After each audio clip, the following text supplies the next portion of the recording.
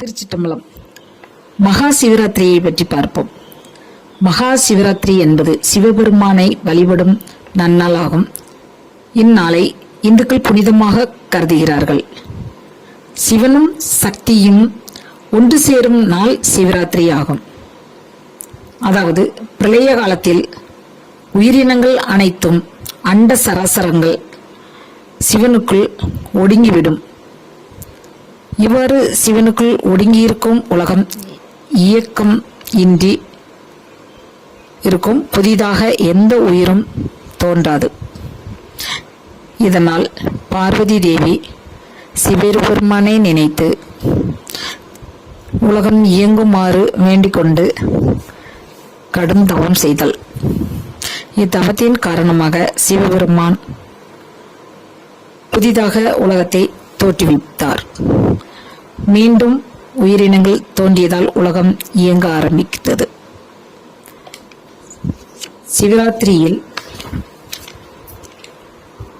பக்தர்கள் அனைவரும் சிவபெருமானுக்கு அபிஷேக ஆராதனைகள் செய்து சிவனை வழிபடுவார்கள்.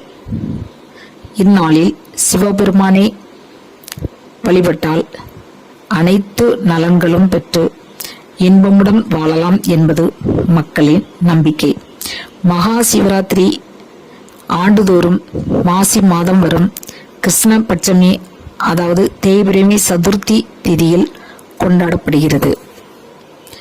இந்த நாளில் சிவபெருமான் எல்லையற்ற ஒளித்தூண், அதாவது லிங்கோத்பவ வடிவத்தில் தோன்றுவதாக நம்பப்படுகிறது. சிவராத்திரி விரதம் 5 வகைப்படும். நித்திய சிவராத்திரி, மாத சிவராத்திரி, பட்ச சிவராத்திரி, யோக சிவராத்திரி, மகா சிவராத்திரி. ஒவ்வொரு மாதமும் தேய்பிரை சதுர்த்தசி அன்று வரும் சிவராத்திரி மாத சிவராத்திரி ஆகும். சிவராத்திரி எப்படி கடைபிடிக்க வேண்டும்? சிவராத்திரி விரதம் இருப்போர்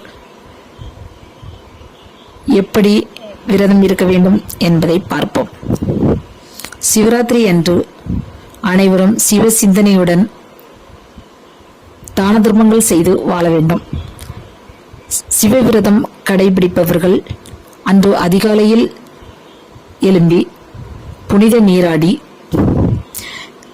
இறைவனுடைய நாமத்தை சொல்லி சிவ சிந்தனையுடன் முழு மனதுடன் விரதத்தை ஆரம்பிக்க வேண்டும். 6 கால பூஜையில் கலந்து கொண்டு வில்வத்தால் அர்ச்சனை செய்ய வேண்டும்.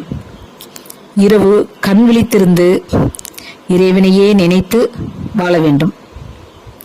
அன்று அவித்த உணவுகளை சாப்பிடக்கூடாது. சுட்ட உணவுகளையே சாப்பிட வேண்டும். வறுத்த உணவுகளை எடுத்துக்கொள்ளலாம். தாகம் எடுத்தாலே ஒழிய நீர் அருந்துதல் கூடாது. இவ்வாறு விரதம் இருந்து சிவனை வழிபடும்போது இறைவன் அருள் நமக்கு பரிபூரணமாக கிடைக்கும். சிவராத்திரி அன்று அனைவரும் எல்லாவித நன்மைகளையும் பெற்று வளமுடன் வாழ வேண்டும் என்ற எண்ணத்தோடு வாழ்வதே சிறப்பு. தான தர்மங்கள் செய்யலாம்.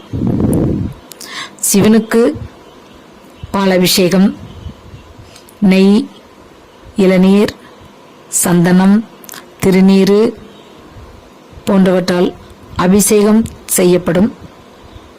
அனைவரும் அபிஷேகத்தை கண்டுகளிக்கலாம். முக்கியமாக வில்வ இலையால் அர்ச்சனை செய்வது மிகவும் சிறப்பாகும். அனைவரும் இறைவனை நினைத்து சிவராத்திரி அன்று ஆலயம் சென்று விரதம் இருந்து வழிபடுவதற்கு வாழ்த்துக்கள். திருச்சிட்டம்பலம். மகா சிவராத்திரியை பற்றி பார்ப்போம். மகா சிவராத்திரி என்பது சிவபெருமானை வழிபடும் நன்னாள் ஆகும். இந்நாளை இந்துக்கள் புனிதமாக கருதுகிறார்கள். சிவனும் சக்தியும் ஒன்று சேரும் நாள் சிவராத்திரி ஆகும்.